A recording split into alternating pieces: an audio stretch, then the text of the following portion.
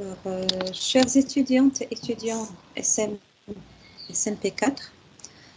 bonjour, avec vous toujours Madame Laila Belghiti. Pour cette séance, on va toujours poursuivre la correction de TD de cristallochimie. Et cette séance va être consacrée à l'exercice 4. C'est un examen de rattrapage de l'année 2017-2018. Donc, c'est un examen, ça vous permet de tester vos connaissances et savoir si vous arrivez à ce stade-là de répondre à toutes les questions possibles dans l'examen. Voilà, donc l'examen dit l'oxyde de beryllium BeX ou Y, donc on ne connaît pas encore la formule, cristallise dans une structure. Attendez, je vais mettre le porteur, comme ça vous pouvez le voir. Voilà. Donc, il cristallise avec une maille hexagonale, telle que le paramètre de maille A, c'est 2,68 et C égale à 4,38 angstroms. Les anions oxygène forment un hexagonal compact et les cations beryllium occupent les sites interstitiels. Donc, vous voyez dans les données, ils ont précisé l'emplacement des oxygènes. Ils forment un hexagonal compact, mais ils n'ont pas précisé les sites, quels sites occupent le beryllium. Donc, on ne sait pas ni leur nombre, ni le type de site où ils vont.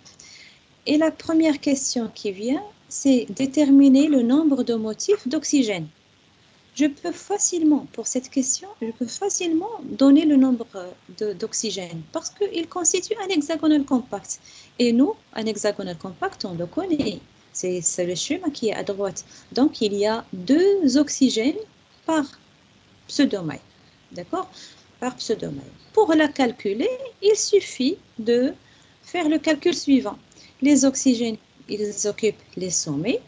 Et il y a un oxygène qui est dans la cote Z égale à 1,5, celui-là. Ceux qui occupent les sommets, nous avons les 8 sommets. Il y a 4 types qui sont dans l'angle 120. Et les 4 autres sommets, ceux-là, ils forment ici un angle de 60 degrés. Donc, pour faire le compte, je vais dire l'atome qui forme un angle avec les axes de la maille, il forme un angle 120. Pour faire un tour complet, il me faut 3 mailles pour faire 360 degrés. 120, 120 et 120. Donc, il me faut 3 mailles. 3 mailles en bas et 3 mailles en haut. Ça veut dire que cet atome-là, il est partagé entre 6 atomes, 6 mailles. 3 mailles en bas et 3 mailles en haut. C'est pourquoi ces 4 sommets qui sont à 120, ils vont être multipliés fois 1/6. Les 4 sommets autres, ceux-là qui se trouvent à l'angle 60 degrés, ceux-là, pour faire un tour complet, il me faut combien de 60 degrés? Il me faut 1, 2, 3, 4, 5, 6. Il me faut 6 mailles. Donc, 6 mailles en bas et 6 mailles en haut. Donc, finalement, ce petit atome, ce petit ion, il va être partagé entre 12 mailles. Donc, il faut le diviser par 12. Donc, 4 sommets à 60 degrés, ils sont divisés par 12 parce qu'ils sont communs entre 12 mailles. Celui-là, à l'intérieur, il n'appartient à aucune autre maille. Il est propre à la maille, il lui appartient. Donc, on dit fois 1. Il n'est pas divisé du tout. Alors, si je fais le compte 4 fois 1/6, plus 4 fois 1/12, plus 1, ça va me donner, excusez-moi, 2 anions d'oxygène par pseudomaille. Alors, à ce stade-là, tout va bien, il n'y a pas de questions. Si vous avez des questions, vous pouvez... C'est bon. Là, la première question, elle est très facile. La deuxième question, déterminer la formule chimique de cet oxyde, sachant que sa densité D, c'est 3,0272. Alors, pour donner la formule, nous savons jusqu'à maintenant, nous savons seulement le nombre d'oxygène. mais nous ne savons pas le nombre de cations de beryllium. Pour donner une formule, il faut le nombre d'anions et le nombre de cations. Alors, ce qu'il faut faire, c'est de chercher Z2, c'est-à-dire le nombre de beryllium, ou bien ce qu'on appelle le nombre de motifs par pseudomètre. J'ai 2 anions, combien j'ai de cations? Alors, ils ont donné la densité. Alors, la densité, il faut pouvoir en tirer quelque chose. La densité, c'est quoi? C'est Z fois la masse molaire du motif sur le nombre d'Avogadro fois le volume. Le nombre d'Avogadro, il est connu. Le volume, A, il est donné. C, il est donné. Donc, Z fois la masse molaire de l'oxygène et Z2 fois la masse molaire de beryllium. Ici, Z, c'est-à-dire le nombre d'oxygène, nous l'avons calculé dans la question numéro 1. C'est égal à 2. La masse molaire de l'oxygène, c'est 16. Et ici, vous avez la masse molaire du beryllium, on la connaît. Donc, le seul inconnu dans cette équation, le seul inconnu, c'est Z2, le nombre de beryllium. Donc, je peux connaître le nombre de beryllium à partir de la densité. Donc, qu'est-ce que je vais faire? Je vais multiplier la densité fois le dénominateur et retrancher Z1 fois la masse molaire de l'oxygène et je divise par la masse molaire de beryllium. Voilà, donc c'est un calcul. Vous faites ce qu'on vient de dire et vous faites l'application numérique. Alors, pour l'application numérique, vous remplacez la densité par sa valeur, le nombre d'Avogadro par 6,010 à la puissance 23, A au carré c'est 2,69 au carré, C c'est 4,38, sinus de 120. Et ici, s'il vous plaît, lorsque vous faites l'application numérique, vous jetez un coup d'œil sur votre calculatrice parce qu'elle peut être en grade, en degrés ou bien en radians. Nous avons 120 degrés. Donc, faites attention pour que la calculatrice affiche la lettre grand D en haut. Parce que si c'est R ou bien G, le calcul va être automatiquement faux. Donc, essayez dans votre calculatrice que ça soit D. Parce que comme ça, vous faites sinus de 120, il va vous donner sa valeur qui est racine de 3 sur 2. Donc là, il faut faire attention au niveau de la calculatrice. Et bien sûr, les unités, il faut faire très attention au niveau des unités. Moins 2, voilà.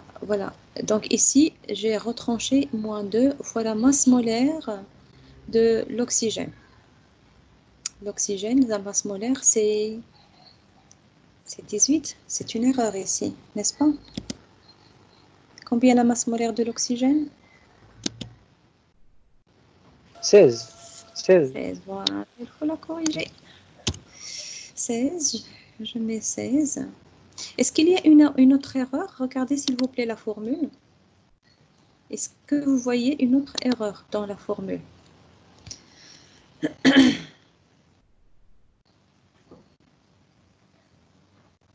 Il n'y a pas d'autre erreur? C'est bon? Pour trouver Z égale à 2. Donc, pour la calculatrice, nous avons dit qu'il faut faire attention au niveau de sinus 120. En degrés. Et la masse molaire. Puis, quoi d'autre? Quoi, madame? Est-ce qu'il y a une erreur ici, dans le calcul? Non, madame. Non, non madame, je sais pas, non. vous êtes sûr? Il y a une erreur. Je vois une erreur ici. Qu'est-ce que je vous dis toujours à propos de la densité? Il faut que les unités correspondent. La densité, c'est la masse volumique. Sans unité. La masse volumique, il est en grammes par centimètre cube. Donc, oui. toutes les longueurs doivent être en centimètres. N'est-ce pas? Oui. Voilà. Oui. Est-ce que j'ai mis les valeurs en centimètres? Regardez la valeur de A en angstrom. De A en angstrom. De A, oui. Voilà, en angstrom, 2,68. Oui. Et C, la valeur de C, c'est 4,38. C'est en angstrom. Et la densité, Oui. ici, elle est en grammes par centimètre cube. Donc, si je multiplie fois centimètre carré et fois centimètre, automatiquement, la valeur, elle est fausse. Donc, qu'est-ce qu'il faut? Donc, tant mieux, on va corriger tout de suite. Qu'est-ce qu'il faut faire ici? Il faut multiplier fois l'angstrom pour avoir une valeur en centimètres. Il faut la 10 multiplier. à la puissance 8, moins 8. Voilà, très bien. Donc, fois 10 à la puissance moins 8. Voilà. Donc, ça va aller en exposant.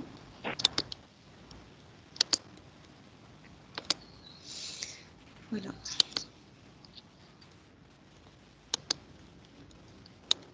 J'enlève l'indice.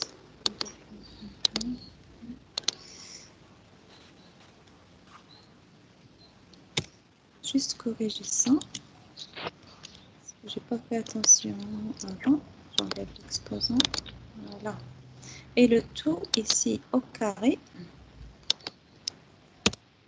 Voilà. Donc maintenant, ça c'est en centimètres que je vais mettre au carré fois C qui est aussi en angstrom. Donc là aussi, il faut multiplier fois 10 moins 8. CTRL C. Donc je vais faire la même chose ici. CTRL V. Voilà. Donc, vous voyez maintenant, c'est correct. Oh, d'accord.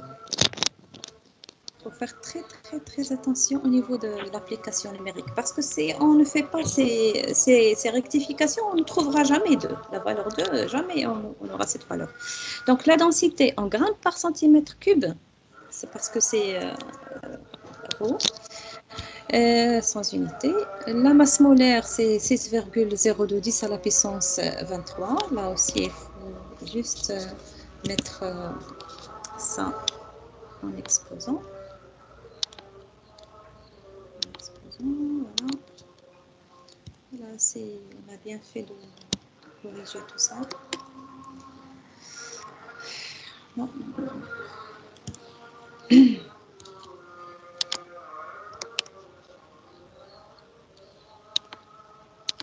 Voilà.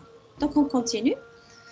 Voilà. Donc, nous avons remplacé la valeur de densité, le nombre d'Avogadro 6,0210 à la puissance 23, A au carré, qu'elles sont en centimètres au carré, fois la valeur de C aussi en centimètres, ça va faire centimètres cubes.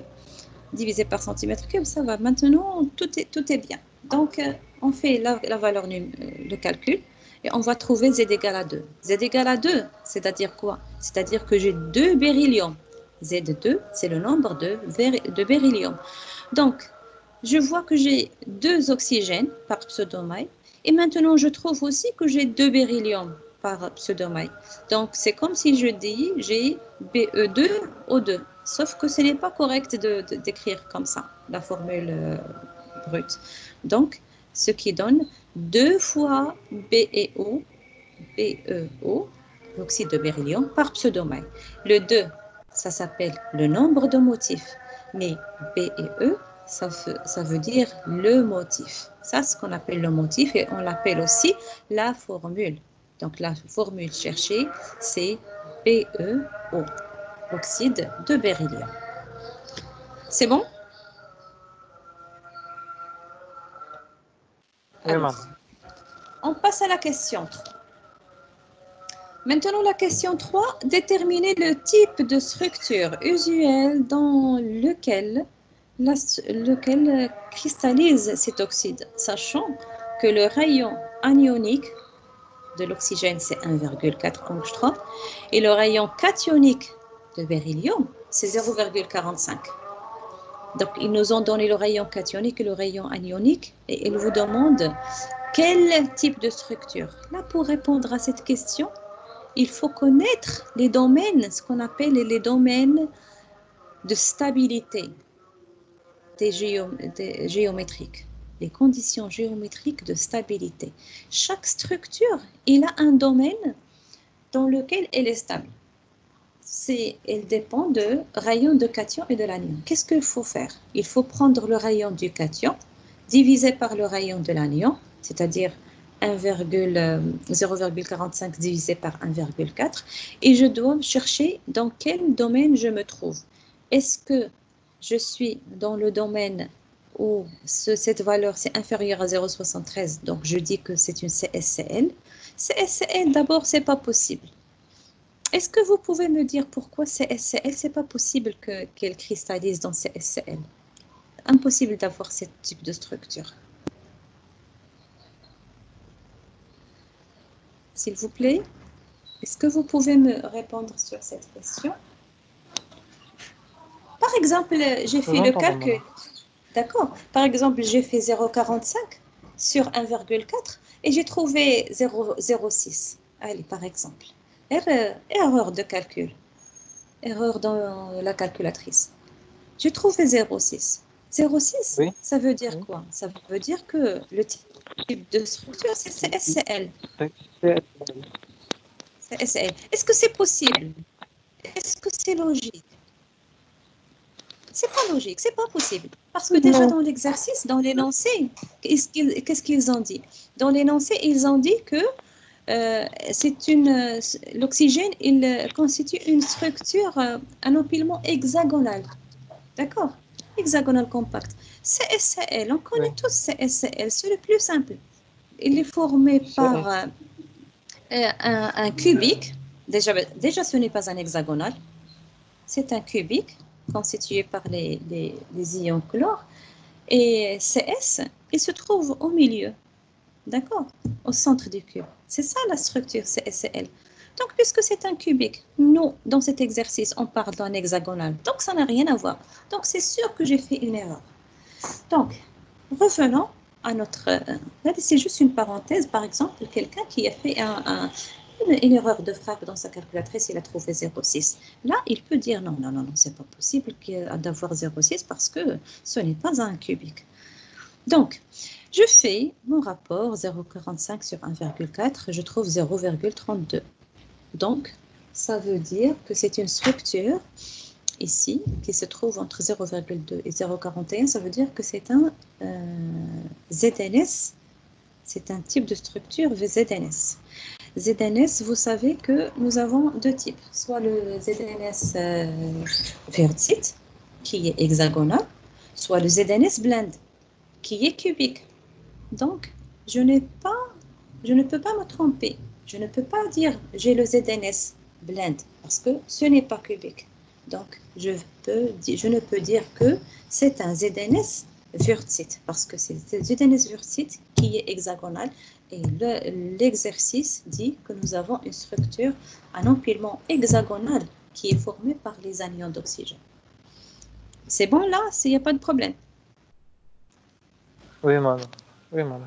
Donc, l'astuce dans cette question, c'est de pouvoir utiliser le rapport pour trouver, et il faut avoir déjà dans la mémoire, avant d'aller dans l'examen, il faut connaître ce tableau. Ça, c'est obligatoire.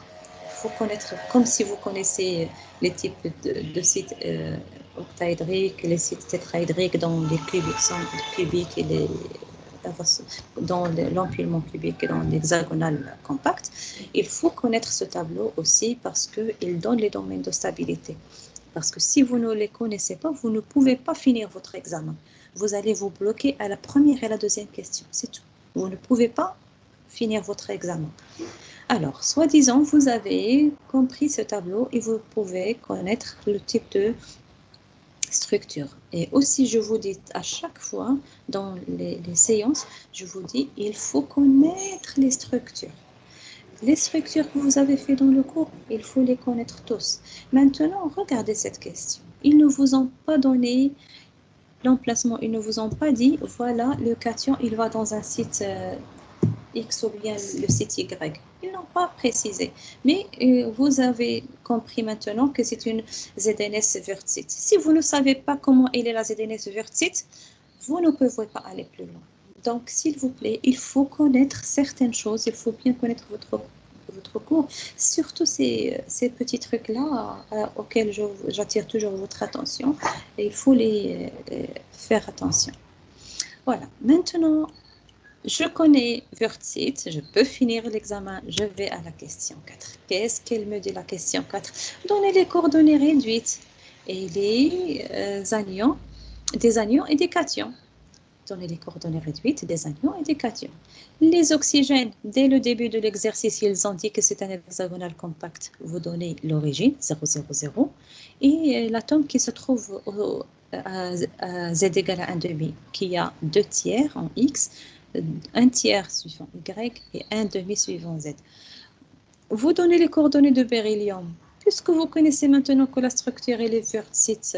Donc, ZNS Wurtzit, c'est la moitié des sites tétra qui est occupée. Les sites tétra, je sais qu'ils sont dans 4 plans. 1 huitième, 3 huitièmes, 5 huitièmes et 7 huitièmes. Donc, si je vais occuper la moitié, c'est-à-dire un plan occupé, un plan vide. Un plan occupé, un plan vide.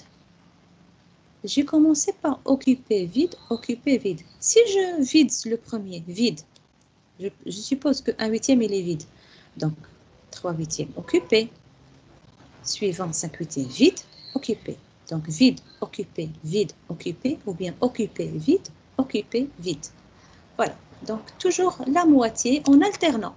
Je vide un, je remplis l'autre. Je vide un, je remplis l'autre, etc. Donc, qu'est-ce qui va vous... Vous avez vous avez les cotes 1 huitième, 3 huitièmes, 5 huitièmes, 7 huitièmes. Vous allez donner les coordonnées. Ceux qui se trouvent dans les arêtes et ceux qui se trouvent à l'intérieur, en haut et ou bien en bas de l'atome qui se trouve dans 2 tiers, 1 tiers. Donc celle-là et celle-là, ils ont tous les deux cette deux positions, ils ont le même XY, mais ils sont différents seulement en Z. C'est pourquoi ici, vous avez 2 tiers, 1 tiers, 1 demi. Ici aussi, vous allez avoir 2 tiers, 1 tiers. Parce que soit en dessus, soit en dessous de cette maille. Les mêmes coordonnées en X et en Y. Mais ce qui change, c'est la cote Z, 1 huitième. Donc, si je mets ici 3 huitièmes, il faut mettre ici 7 huitièmes. Donc, soit vous donnez 0,05 huitième avec 2 tiers, 1 tiers, 1 huitième. Je remplis celui-là, je vide et je remplis 5 huitièmes. C'est ce que j'ai fait ici. Ou bien, vous videz le premier. Vous ne mettez rien ici. Donc, ici, 1 huitième, il n'y a rien. 3 huitièmes, donc, occupé. 0,03 huitième. Voilà. Ici, dans l'écran. Puisque j'occupe là, ici, c'est vide. Et 7 huitièmes, c'est occupé. Donc, 2 tiers, 1 tiers, 7 huitièmes. Donc, soit ces deux-là, soit ces deux-là. Il n'y a pas d'autre solution. Soit ces deux-là, soit ces deux-là. La 5e question, c'est représenter en perspective la maille élémentaire et donner la projection sur X ou Y. Alors, vous avez donné dans la question précédente les coordonnées. Maintenant, ils vous disent de dessiner. Il faut être capable de dessiner. Et là aussi, j'ouvre une parenthèse et je vous donne encore un conseil. N'oubliez pas que dans ces conditions, nous ne sommes pas dans la classe.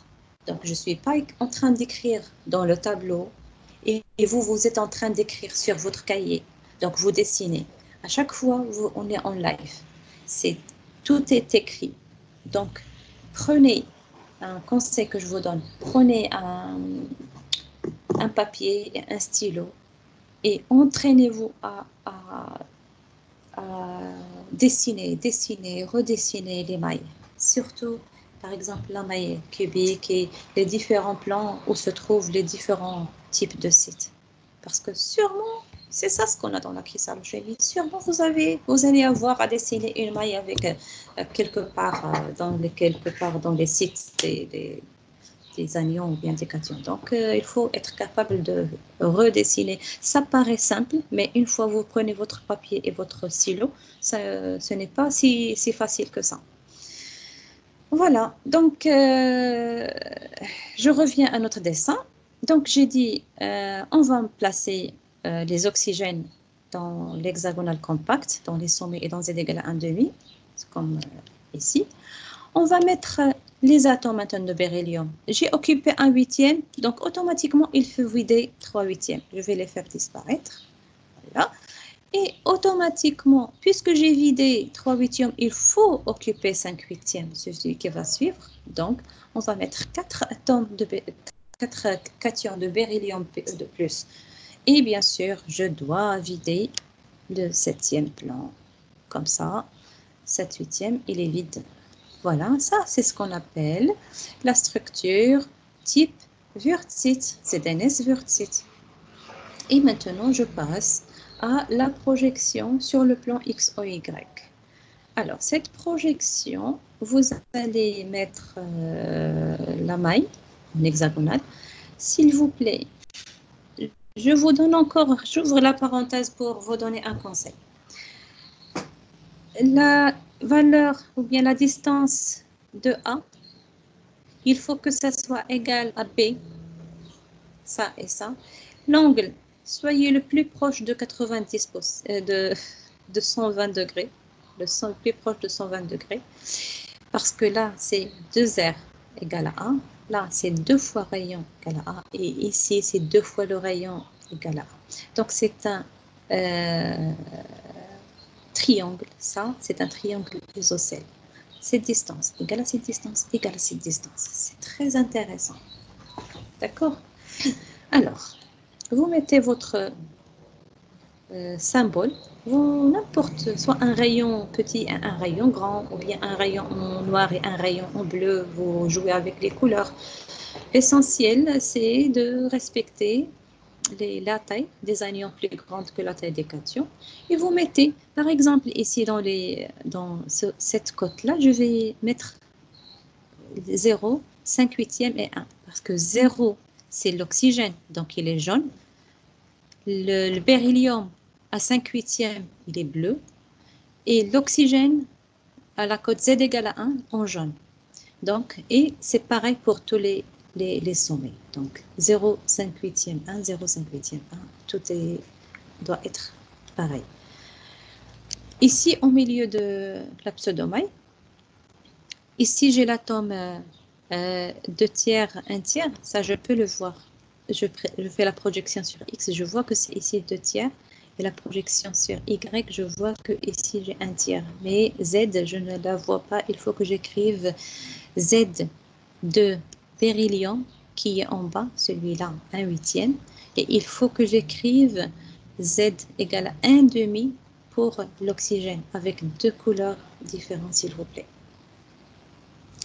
Alors, je passe à la dernière question, qui est calculer la compacité de cet oxyde.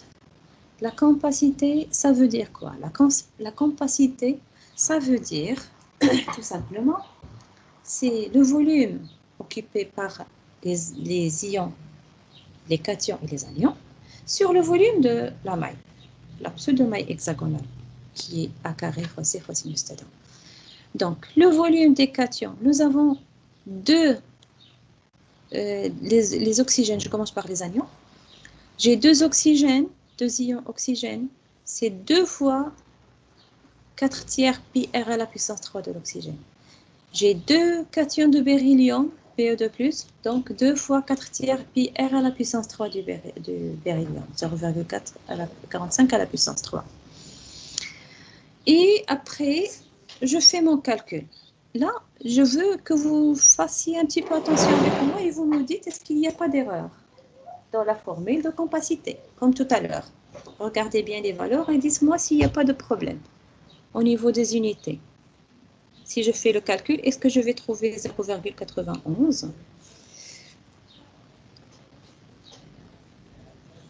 Regardez bien la formule. Est-ce qu'il n'y a pas d'erreur dans la formule?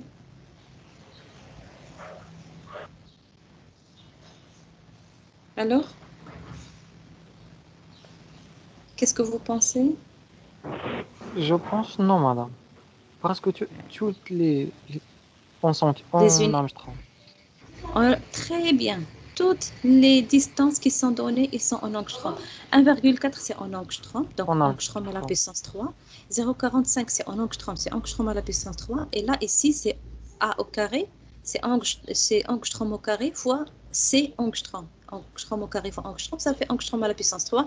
Donc, c'est très bien. Les unités, il n'y a pas de problème. Je peux prendre ma calculatrice et faire mon calcul. Il faut juste que, comme je disais tout à l'heure, la calculatrice, il ne faut pas qu'il nous fasse de mauvaises surprises le jour de l'examen. Il faut ici, j'ai le sinus. Il faut que je vois toujours dans ma calculatrice si j'ai bien le degré et pas le radian ou bien le grade. Donc le D dans la calculatrice, s'il vous plaît. Et voilà, je fais donc mon calcul. Je vais trouver 0,91. Donc, si je peux la laisser comme ça, ou bien de préférence, je le multiplie fois 100 et je donne la capacité en pourcentage, 91%. Et voilà. Ça, c'était l'examen de rattrapage de l'année 2017-2018. Est-ce que vous avez des questions? Est-ce que l'examen vous paraît facile ou bien difficile? Je pense que c'est facile. Difficile?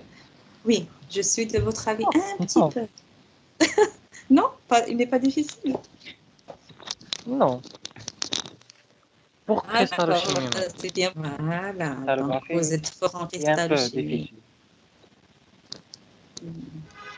D'accord, donc je vous souhaite très bon courage et à jeudi, Merci Inch'Allah. beaucoup, madame. Le Merci. jeudi, on va Inch'Allah. faire la solution Oui. de À même heure, l'examen madame. de l'année dernière. Oui, À même même heure, heure, même heure. le Oui. jeudi. Et si vous D'accord. voulez qu'on fasse d'autres solutions d'autres examens, vous me donnez l'examen que vous voulez en message et on va faire un rendez-vous, prendre rendez-vous pour faire la solution ensemble. D'accord? Oh, ok, d'accord, Allez, madame. Ouais. allez, au revoir et à la séance Merci prochaine. beaucoup. Avec plaisir. Merci beaucoup.